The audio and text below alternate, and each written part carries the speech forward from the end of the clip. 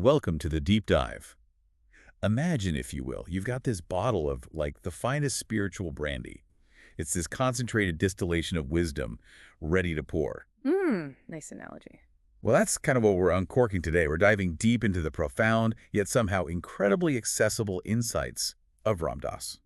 Yeah, specifically through his collection One-Liners, a mini manual for a spiritual life. Exactly.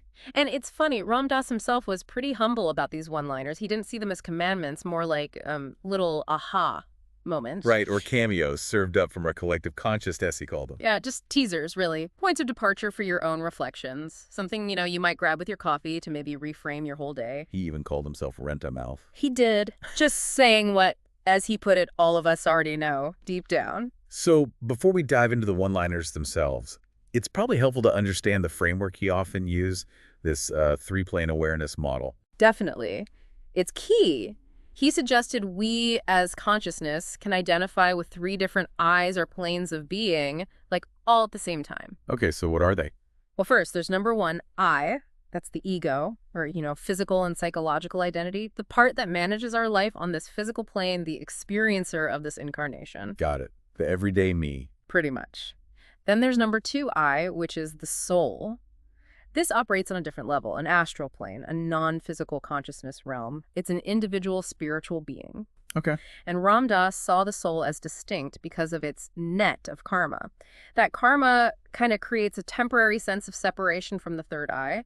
The soul chooses different lifetimes, different incarnations to work out that karma. To eventually return to. Number three, I. That's pure awareness or beingness, the loving, creative wisdom he basically equates with God. Wow. And the kicker is, he says we exist on all three planes right now. All the time, yeah. But we usually just identify with one. And whichever one we're primarily identified with, well, that dramatically shapes how we see everything. So we might see things just from our physical body's view, or our soul's journey view, or pure awareness. Exactly. Whether it's through the lens of incarnation, karma, or just nothingness, as he sometimes called it. And actually, number two, the soul, is seen as being created by number three, awareness. So it's never truly separate. Right. But that net of karma creates the illusion of separation. So the soul goes through these lifetimes, gathering wisdom through experiences, often suffering, often love, to neutralize the karma, and eventually merge back with number three. That's a really powerful way to think about our purpose here. And for Ram Dass, personally, a lot of this was tied up with his guru, right? Neem Karoli Baba or Maharaji. Absolutely central. Ram Dass's name itself means servant of God, another name for Hanuman, the monkey god known for devotion. And Maharaji followed that path. Yes, the path of Hanuman-loving service, making your whole life an offering. Maharaji taught Ram Dass that, real enlightenment comes from feeding people, serving people, pure devotion. Making life an offering. And Ram Dass often spoke of Guru Kripa, the Guru's grace, seeing everything, even the really tough stuff, as part of Maharaja's grace, asking, okay, where is the grace in this? How is Maharaji guiding me here? That's quite a lens. So with that background, think of this deep dive as an invitation for you, the listener. Take these insights and make them your own. Use them to turn back towards that shared consciousness Ram Dass talks about. Find that place inside where, as he says, there's only one of us. Okay, let's get started. So, building on those different eyes, Ram Dass really challenges us right away on the nature of reality itself. He says thoughts of who you are and how it all is are creating the reality you're experiencing. What does that mean practically? Is everything just in my head? Well, not just, but it's a radical idea, isn't it? Yeah. It means our internal state isn't just reacting to the world out there, it's actively shaping our experience of it. Okay. And he points out how our culture, Western culture especially, trains us to dismiss anything that doesn't fit neatly into our rational conceptual box. Right, anything mystical or non-material. Exactly. Which leads to his point that the reality we live in is selected by our conceptual definitions. Yeah. You and I could be sitting here, same space, but seeing it, experiencing it completely differently based on our internal filters. I actually find that kind of empowering. If reality is selected, maybe we can select differently. That's the implication. And then he broadens the idea of awareness itself. Awareness doesn't reside only in the brain. Awareness resides everywhere.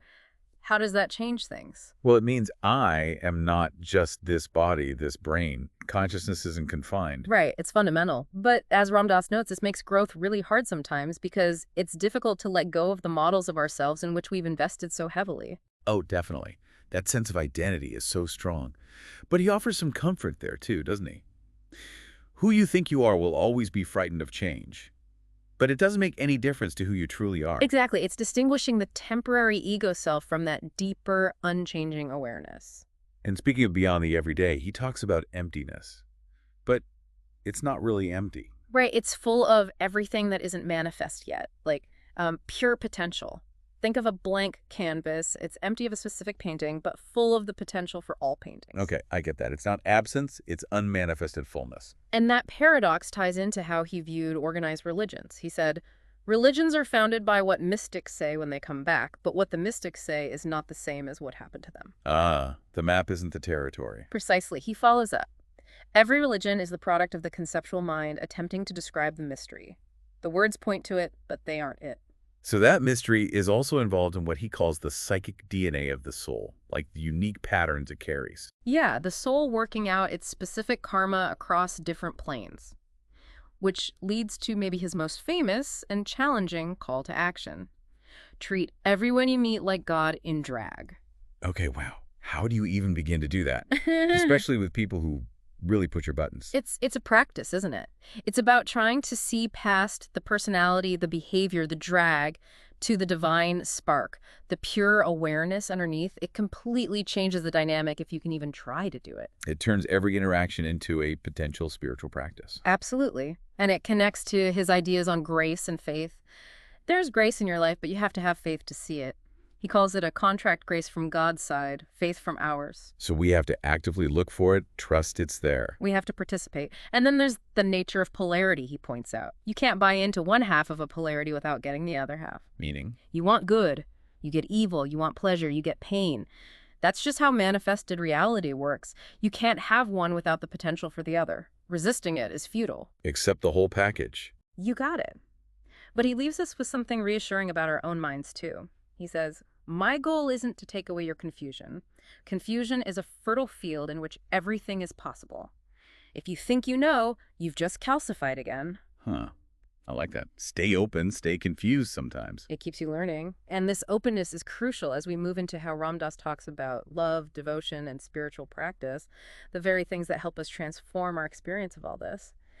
So with that understanding of reality and perception laid out, it's really interesting how Ram Dass then pivots to the role of love, devotion, and practice. He defines love in this really expansive way, doesn't he? I look at you and I see in you the yearning to get back to God. That yearning is love. That just elevates love beyond simple emotion. It's seeing a universal spiritual impulse in others. Exactly. It's not just romance or affection. It's recognizing that deep pull towards source. And he builds on that, saying, real love is the one celebrating itself as the two. Okay, unpack that a bit. The one celebrating is the two. It's this idea that fundamentally, at the level of pure awareness, number 3I, there's only oneness. But in manifestation, we appear as separate beings, as two or many. So when real love happens between individuals, it's actually the underlying oneness recognizing and, well, celebrating itself through those separate forms. That's beautiful. It dissolves the separation. It points towards it, yeah. Yeah. And this ties into the distinction he makes between the heart and the mind. The heart surrenders everything to the moment. The mind judges and holds back. So love operates from the heart's surrender, while the mind resists. Often, yes. The heart's openness makes it easier to turn towards God, towards that merging. Wow. And this surrender is key to what he calls merging with the beloved, where boundaries and individuality start to dissolve. If boundaries dissolve, how does that show up? Do we literally feel what others feel? It's more a profound shift in perception, first, which can lead to deeper empathy and feeling. When the heart's open, he says, renunciations that seem hard for the mind become easy in the presence of love. And compassion just arises naturally from that boundaryless nature of love. It's not something you have to force. Right. And he sees devotion as this active love affair between the soul and God. It's an intensity of love, he says, that actually takes you through the doorway into the knowledge of the real. Your separate self, your individuality kind of goes by the board. Wow. So moving from love to practice, he's very clear.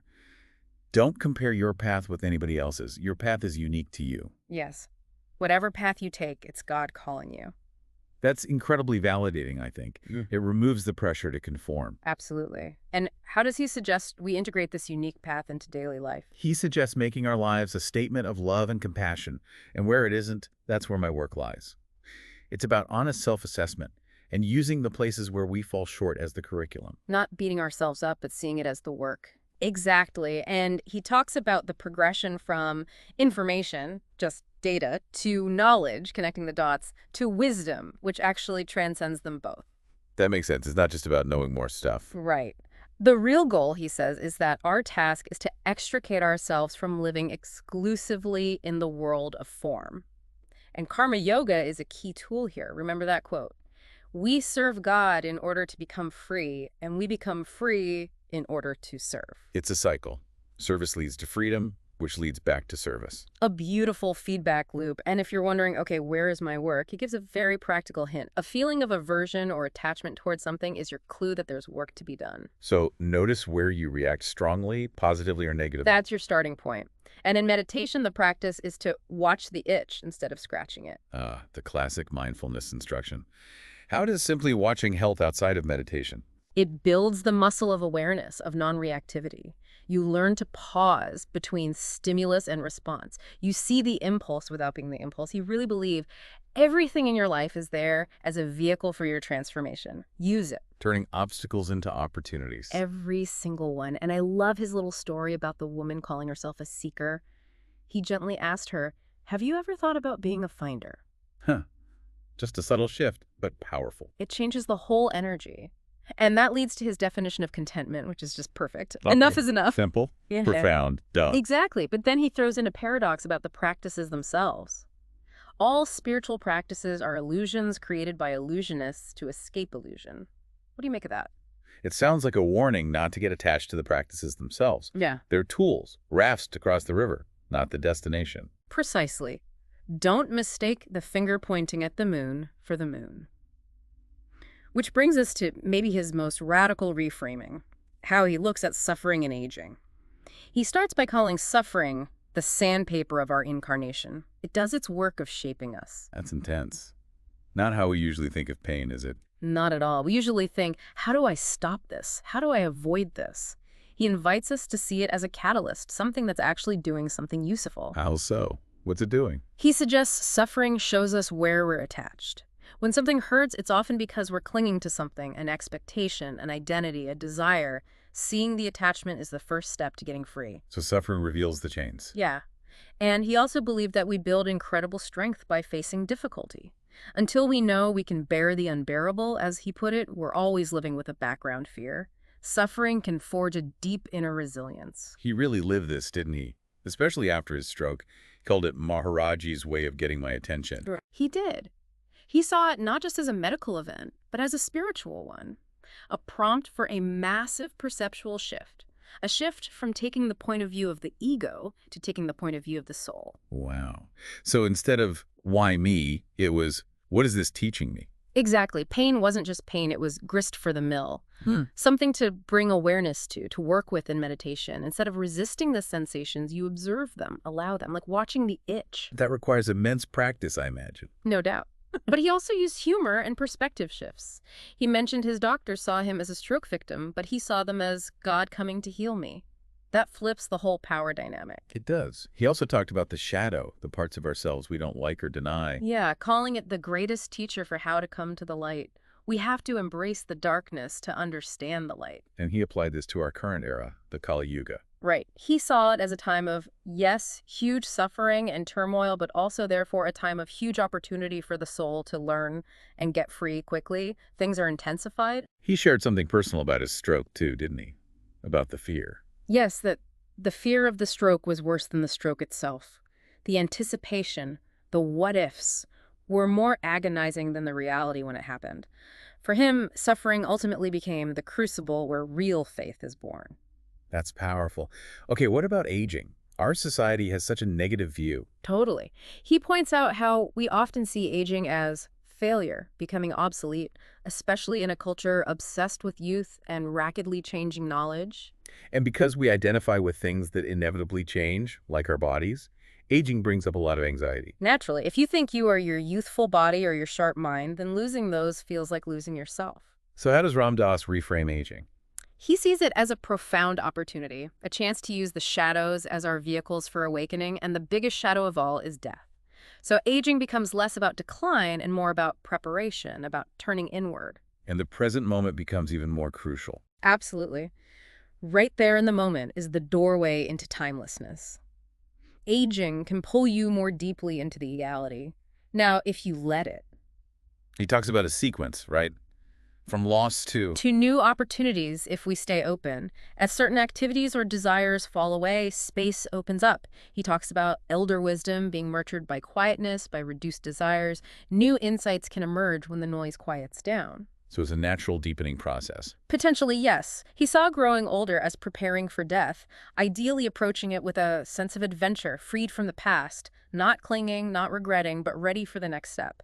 This leads right into this really good question. If our main identification, ego, soul, or awareness shakes our reality, how does that influence how we understand consciousness itself and, well, the ultimate experience? Death? Good question. Ram Dass felt that truly experiencing the reality of other planes of consciousness, recognizing the soul, touching awareness, dramatically reduces anxiety about our physical life and death. It gives it all a much bigger context. It stops feeling like this life is the only thing, the end-all be-all. Exactly. He used that great Monopoly analogy. Remember that? Yeah, tell us again. He said, it's like a game of Monopoly, except that you're all of it at once. You're the iron or the top hat on the board. That's the ego. The game piece. You're the player holding the piece, that's the soul, and you're the oneness in which the board and the players and you are all just an internal matter. That's awareness. That really maps it out visually. Ego, soul, awareness piece, player, and the whole game itself. It helps clarify the levels, and he embraced the paradox inherent in awareness. He'd say things like, it's all real and it's all illusory, that's awareness, and that opposite things can be simultaneously true. Okay, how do we hold that? How can opposite things both be true? From the perspective of awareness, apparently they can. It allows us to shift from being the actor in the story, completely caught up in the drama, to being the witness to the story. That distance, that witnessing, creates space. Huge space. And the fates of the different eyes are distinct in this model. The ego ages. The soul evolves, and to the awareness, nothing happened. Wow. So from the highest perspective, birth, death, lifetimes. It's all ripples on the surface. That's the idea. Pure awareness is who I was when I was nobody, before the ego, before even the soul journey began. And coming into the plane of soul awareness, he said, is coming home. Home from the perspective of the ego's journey. Right. And what keeps the soul apparently separate from that awareness home? Karma. That's the stuff it's working through. And humor plays a role here too. Yeah, he defined humor simply as the ability to see one reality from another perspective, like shifting from the ego's drama to the soul's longer view. And what about the ego? Does it just need to be crushed? Not at all. That's a common misconception. He called the ego an exquisite instrument. Enjoy it, use it, just don't get lost in it. It's a necessary vehicle for this plane, just not the totality of who you are. That's really helpful. Okay, so death itself. You mentioned 3 universal questions. Right. How do we prepare? What's the moment itself like?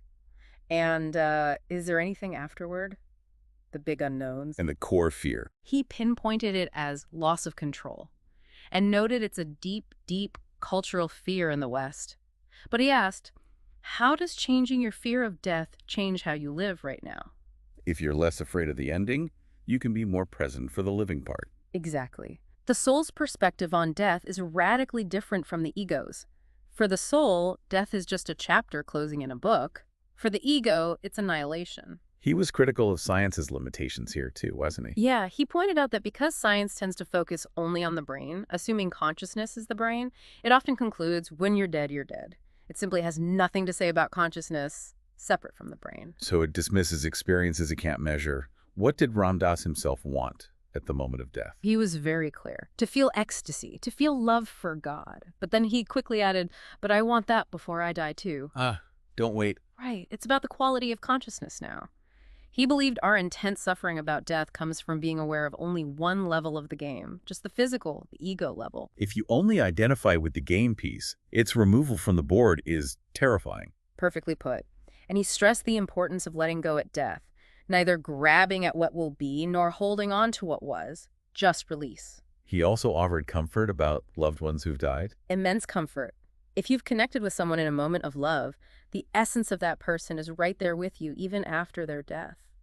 We tend to mourn what died, the body, the personality, but ignore what didn't die, the essence, the soul connection. That's a beautiful way to think about grief. It reframes it. Ultimately, he saw death as an adventure, perhaps the greatest adventure of your life.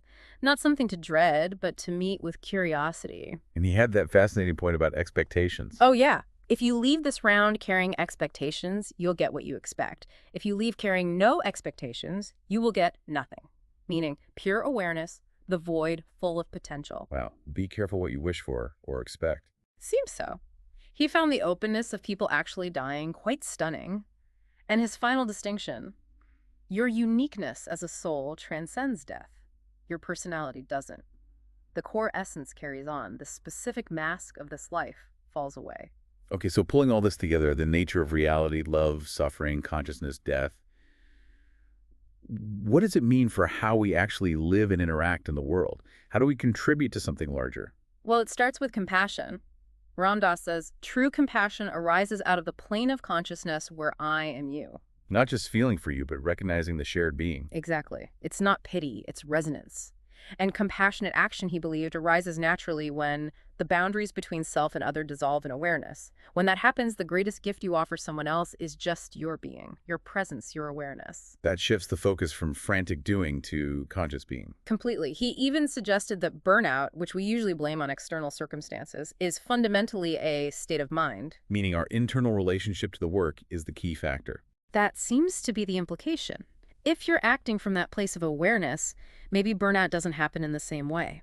And this connects deeply to his emphasis on silence.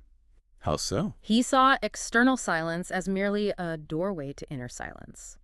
And when we truly connect with others, he said, where we meet is in the silence behind the words. Beyond the chatter, the labels, the stories. Yes. Resting in that inner silence resuscitates our spiritual hearts, he said.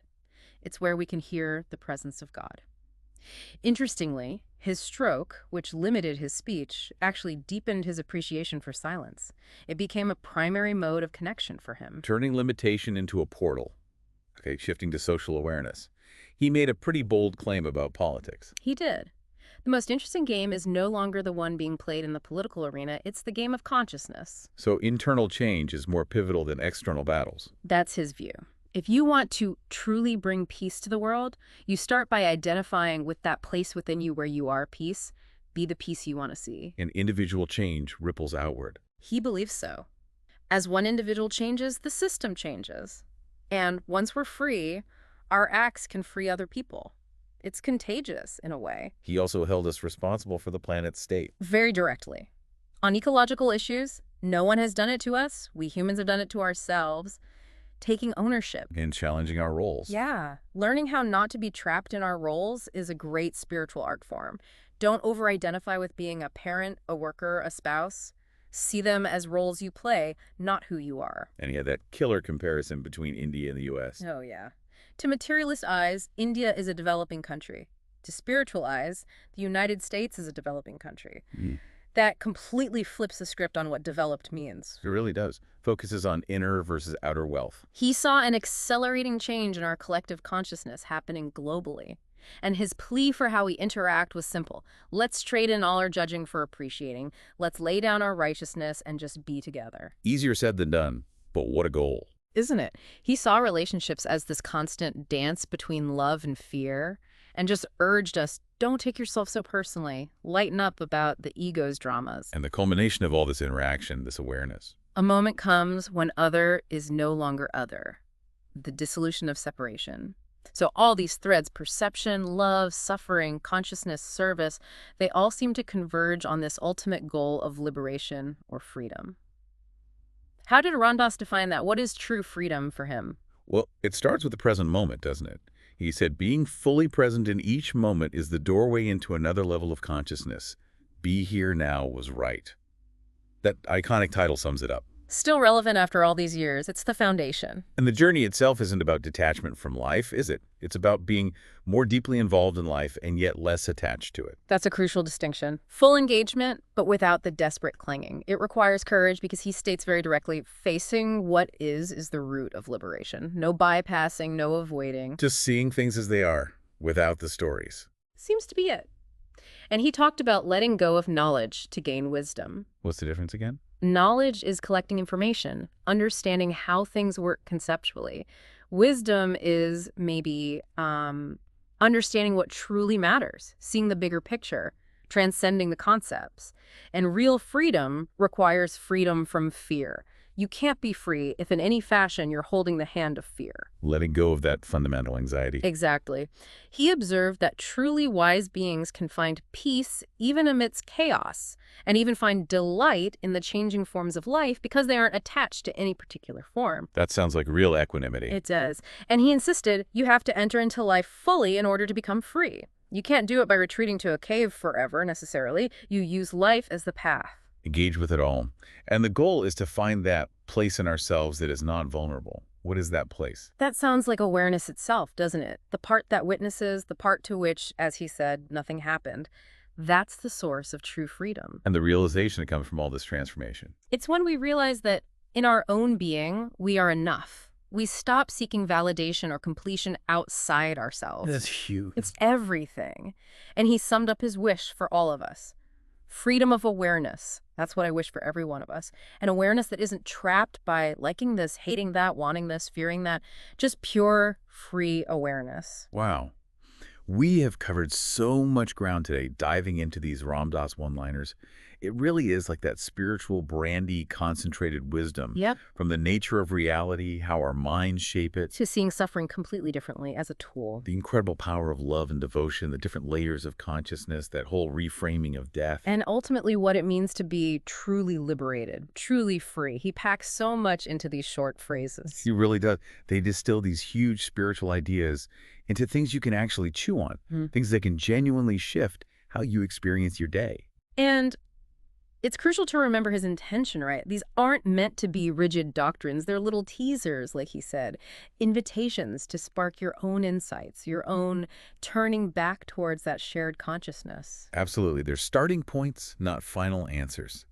So as you, our listener, go back into your day, maybe carry this one particular invitation with you, that radical challenge from Ram Dass. Treat everyone you meet like God in drag. What would that actually look like? Yeah, what would it mean for you to bring that level of awareness into your interactions today? Seeing the divine behind the personality, behind the drag, and everyone you encounter. Using every experience, every person, as a vehicle for your own transformation. Something to ponder. Definitely something to ponder. Thank you for diving deep with us today.